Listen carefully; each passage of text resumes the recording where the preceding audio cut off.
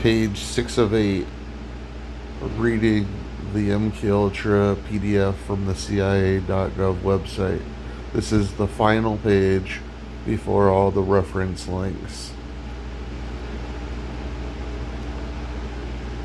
U.S. government interest in the potential intelligence implications of pharmaceuticals date to World War II, when the OSS's Research and Development Branch conducted research into their behavioral effects as well as those of biological and chemical weapons. The U.S. Army picked up those efforts in the late 1940s. Reports at that time indicated that the Soviet Union was experimenting with mind control substances, which heightened CIA's interest in the development of drugs and the investigation of mind control methods so it could develop defensive measures against them. After the end of the Korean War in 1953 and the return of U.S. POWs from China and North Korea, fears arose that the communists had discovered ways to control minds through brainwashing techniques or the use of mind-altering drugs such as LSD. The purported victims of such treatment would become unwitting pawns of the communists, who could program them for nefarious purposes. Feeding this anxiety in the late 1940s and early 1950s were displays of disoriented or inexplicable behavior by prisoners in communist show trials and persistent charges that Moscow had attempted to corner the world's supply of LSD chemicals, then manufactured only in Switzerland. Such concerns in the aftermath of several failed agency operations in Eastern Europe, most notably in Albania, prompted the agency's Office of Security under the DCI, Walter Bedell Smith, to launch an investigation, Project Bluebird, to determine whether the polygraph or hypnosis assisted by truth serums could detect brainwashing among government employees.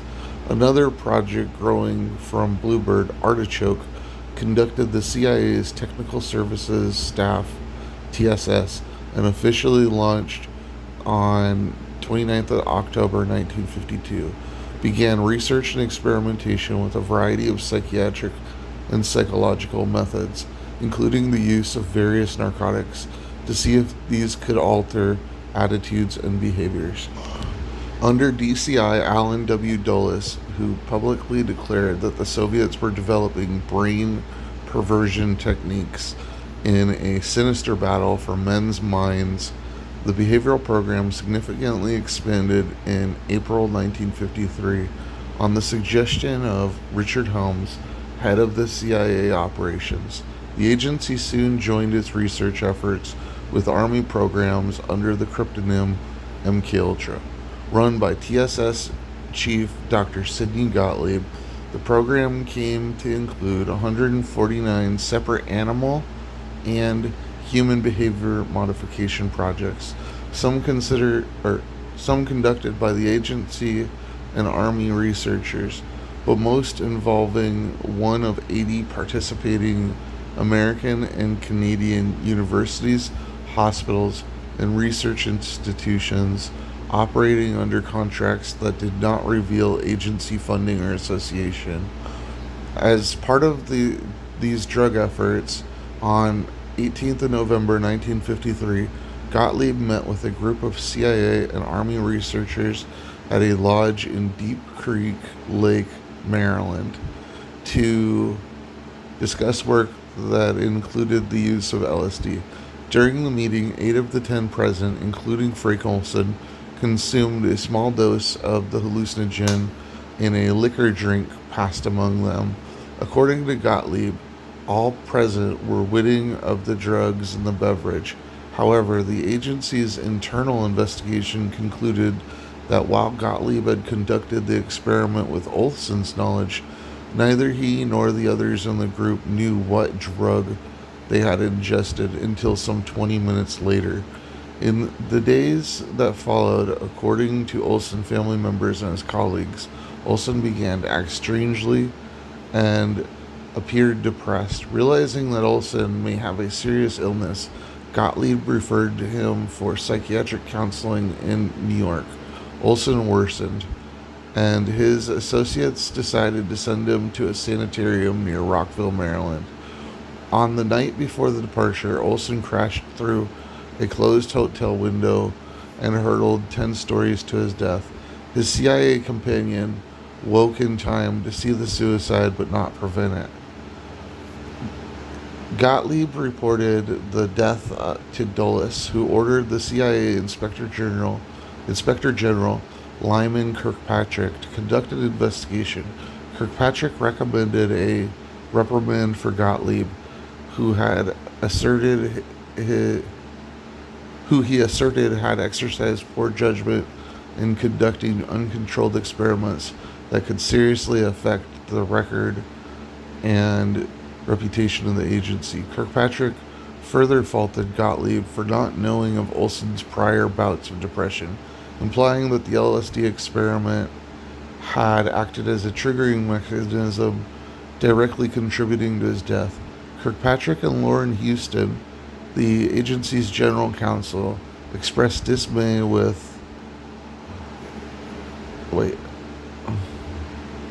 the casual manner in which the TSS personnel conducted the experiments, and they were outraged to learn that Gottlieb had ingested LSD at least 12 times himself.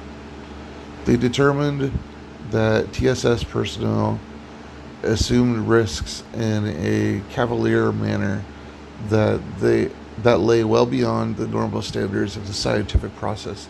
However, Dulles overruled the IG, and Gottlieb received only an off-the-record admonishment. MKUltra continued, albeit with significant changes and additional oversight, until 1967. Remnants of it continued under another project until 1973. Olson's wife initially received word that her husband had died of a classified illness, and only later learned how he had been killed.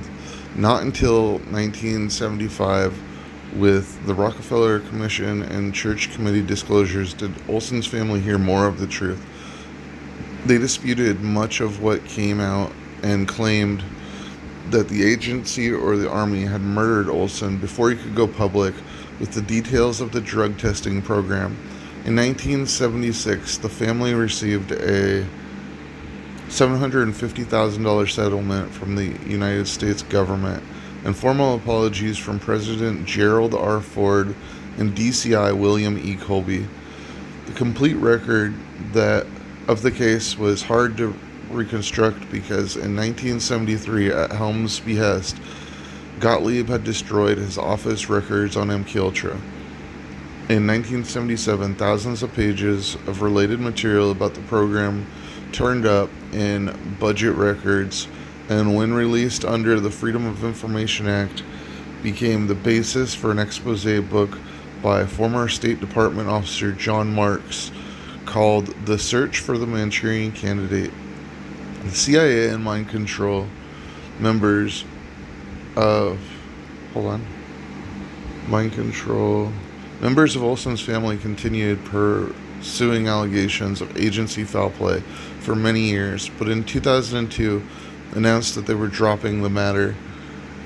Journalist H.P.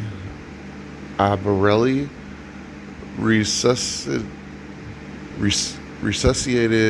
the Olson version of events in 2009 in a poorly sourced and unreliable book titled A Terrible Mistake, The Murder of Frank Olson and the CIA's Secret Cold War Experiments. Trustworthy accounts of the story are in John Renaug, The Agency, The Rise and Decline of the CIA, and Benjamin Fisher, 50 Years of Supporting Operations, 1951-2001, A History of CIA's Office of Technical Service. So now, after this, it's all just a bunch of see also and web links which I'm going to put into another video, and you can do your best to copy, or you can actually visit the link in my about section of this playlist to look up the other information yourself. So when I say I know what was done to me, I know what was done to me. They tortured me. And psychiatric institutions are still being used to facilitate experiments like this under specific conditions, I guess. I don't know how to explain it without coming off like completely unhinged.